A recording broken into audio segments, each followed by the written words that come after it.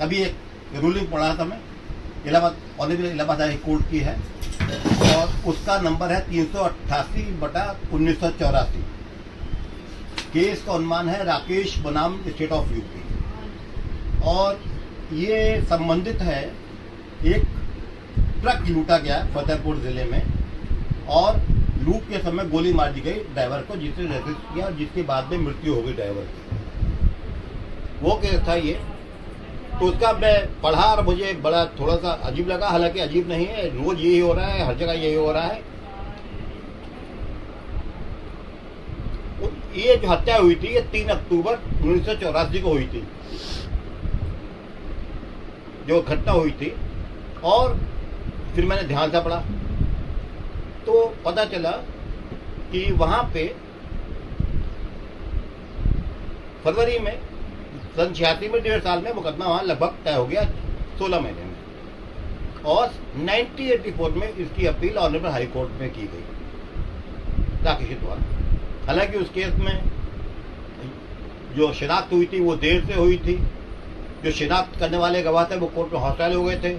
एक सिपाही ने शिनाख्त की थी जो वहाँ पे शायद ड्यूटी पे था, कार्य ड्यूटी पे था, और डिले शिनाख्त के ऊपर केस छोड़ दिया गया वो वाला। लेकिन मुद्दा ये नहीं है, मुद्दा शिनाख्त का नहीं है, मुद्दा बरी होने का नहीं है, मुद्दा ये है कि करीब करीब 36 साल बाद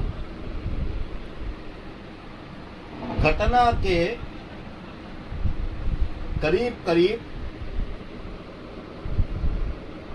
34 साल बाद, 36 साल बाद और जजमेंट होने के करीब 34 साल बाद इस मुकदमे में फैसला आया है।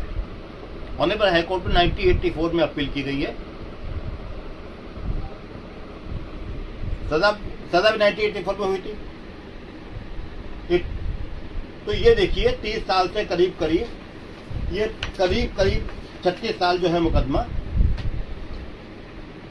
16 और 22 38 साल बाद नंबर आया इस मुकदमे का ऑनरेबल हाई कोर्ट में। और घटना थी 18 करीब 40 साल पुरानी घटना, बिल्कुल 40 साल से आज 7-6 दिन ऊपर हो चुके हैं। 40 साल बाद एक मुकदमा कत्ल का जिसमें एक आदमी की जान गई, रिजल्ट क्या है उससे फर्क नहीं पड़ता, लेकिन 40 साल लग गए मुकदमे को तय करने में। वजह मीनमत वजह है being a member of bar council, हम लोगों ने कॉन्फ्रेंस में कई जगह गए हैं और कई बार हम लोगों ने कराई भी है अपने आप। मुद्दा क्या होता है, हम लोगों को जस्टिस आते हैं ऑनरेबल हाई कोर्ट के सुप्रीम कोर्ट के कॉन्फ्रेंसिस में। CGI वॉज प्रेजेंट इन जो रांची में हुई थी हमारी कॉन्फ्रेंस, विश्वविद्यालय में हुई थी।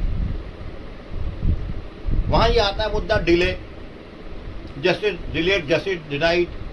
हम लोग कई घंटे होते हैं भाषण देते हैं, कई लंबी कॉन्फ्रेंस होती है और लाखों रुपए खर्च भी होते हैं। लेकिन आज तक ऐसे केसेस, ये अकेला राकेश वाला केस अकेले नहीं है, ऐसे लाखों केस हिंदुस्तान में पेंडिंग है। क्यों पेंडिंग है, वजह क्या है? क्योंकि हमारे राजनीतिक दल चाहते नहीं कि मुकदमे जल्दी तय हो। हमारी आबादी सन 1940 से हम लोग आज़ाद हुए हैं। 1950 में शायद सुप्रीम कोर्ट की कॉन्स्टिट्यूशन हुआ है, तब वहाँ पे शायद 27 या 28 जजेस, 26 जजेस का प्रोविजन था। अब वहाँ पे शायद 32-33 होंगे। ऑनरेबल हाई कोर्ट में 60 का था, वो शायद 200 के करीब हो गया, लेकिन वैकेंसी रहती हैं। मजिस्ट्रेट कोर्ट की हालत ये है कि एक कोर्ट में 400 मुकदमे रोज लगे रहते हैं। अगर मजिस्ट्रेट साहब चाहे कानून के अनुसार चले कोई मजिस्ट्रेट, तो ऑर्डर शीट में साइन नहीं कर सकता। ऑर्डर शीट लिखना तो बहुत दूर की बात है। हमको सबको पता है, सबको पता है कि अदालतों में एक अहलमद होते हैं, उनके अहलमद तो सरकारी हाई कोर्ट के कर्मचारी होते हैं, उनके भी ये होते हैं जो प्राइवेट रखते हैं, वो लोग लिखते हैं ऑर्डर शीट। तो ये क्या जिम्मेदारी सरकार की नहीं है, या ऑनरेबल सुप्रीम कोर्ट इस तरह के रीट ऑफ बेंडेबस सर्शियोराइज इश्यू कर सकता कि अदालतों का निर्माण किया जाए? जिस रेशियो में अदालतें सन 1950 में थी और जिस रेशियो से आबादी बढ़ी है, उसी के हिसाब से अदालतें बढ़े, उसी के हिसाब से थाने बढ़े, उसी के हिसाब से जजेस बढ़े। हम लोग रेवड़ी बांटते हैं, रेवड़ी बांटने की बात करते हैं। हिंदुस्तान में दूध का दाम बढ़ाते हैं, गुजरात में चुनाव है इसलिए वहां दाम नहीं बढ़ाए जाते। हम लोग गर्व से कहते हैं कि 80 करोड़ लोगों को हम रोज राशन दे रहे हैं, लेकिन हमको इस बात पे शर्म नहीं आती कहते हुए कि हमारे 80 करोड़ आदमी भूखमंगे हैं जो रोटी नमक कमा सकते हैं। अगर संतुलित रूप से चला जाए तो सबसे पहले ना जरूरत पुलों की है, बनते हैं पुल, अभी हस्तेपुर का आपने पुल देखा होगा, बनते बाद में है, टूटते पहले हैं, क्योंकि उसमें जो सीमेंट होती है वो भ्रष्टाचार की होती है, जो उसमें रेत होती है वो करप्शन की होती है, जो उसमें ईंट होती है, जो सरिया होता है वो दलाली का होता है, और लोग मरते हैं, सिंपैथी जाहिर की जाती है। सड़क बनती है, बुंदेलखंड एक्सप्रेस बनता है, पूर्वांचल बनता है, बनने से पहले गड्ढे हो जाते हैं, सड़कें टूट जाती हैं। शायद ही कोई लखनऊ में मुझे याद है काठ का पुल, लकड़ी का पुल, दूसरा लोहिया पुल 14 साल पुराने थे जो चल रहे थे। अभी भी सरसाबा में जाइए आप, कई जगह जाते हैं, पुराने पुल हैं, मजबूत हैं, क्योंकि तब उससे सीमेंट होती थी ईमानदारी की, देशभक्ति की। अब सीमेंट सरिये सब बेईमानी के और राष्ट्रवाद के नाम पे देश तक गद्दारी करने वालों की है। मेरे प्रार्थना यही है, ऑनरेबल सुप्रीम कोर्ट इस बात का संज्ञान लेना चाहिए।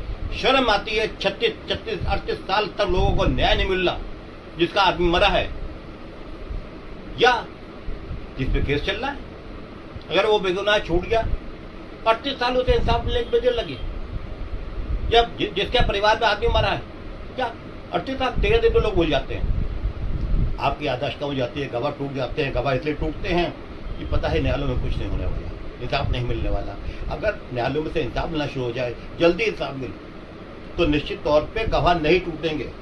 एडजॉर्नमेंट होते हैं और सुप्रीम कोर्ट कहता है कि डे टू डे चलेगी, 309 CRPC से कहते चलेगी डे टू डे, लेकिन क्या चलते हैं? इस बात पर सोचिए और जन आंदोलन कीजिए कि अदालतें बढ़ाई जाएं, थाने बढ़ाए जाएं। अपराध घटित होते हैं तो हम और आप पीड़ित भी होते हैं अगर एक्यूज हैं तो। धन्यवाद।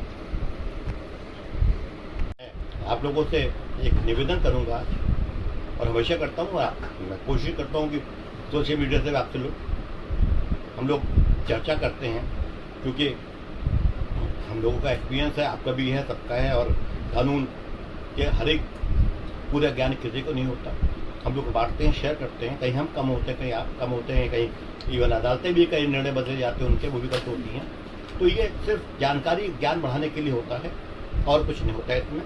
अगर आपको लगता है कि जो मैं बात कर रहा हूँ, जो मैं मुद्दे उठा रहा हूँ, वो हित के हैं, राष्ट्रीय हित के हैं, जनता के हित के हैं, तो आप मेरे चैनल को सब्सक्राइब करें, कोशिश करें जब भी फुर्सत हो मेरे पोस्ट को व्यू करें, अच्छी लगे लाइक करें, अच्छी ना हो अनलाइक करें। कोई गलती हो मेरे में तो कमेंट करें। आप अगर नेगेटिव कमेंट भी करेंगे तो उसका स्वागत मैं ज़्यादा करूँगा, पॉजिटिव कमेंट से ज़्यादा मैं नेगेटिव कमेंट्स का। अगर मुझे ट्रोल करेंगे, क्योंकि मुझे पता है कि मैं भी एक इंसान हूँ और गलती कर सकता हूँ, और जो आदमी ये कहता है कि उसे कानून की पूरी जानकारी है, इसका मतलब उसे कुछ नहीं आता। कभी भी कोई आदमी परिपक्व नहीं हो सकता। We always practice, lawyer practice करते हैं, दे नेवर अचीव परफेक्शन। तो मेरा निवेदन यही है, प्लीज़ प्लीज़ प्लीज़ सब्सक्राइब कीजिए, व्यू कीजिए, अच्छा लगे लाइक कीजिए, खराब लगे अनलाइक कीजिए, डिसलाइक कीजिए, और कोई बात हो कमेंट कीजिए। धन्यवाद।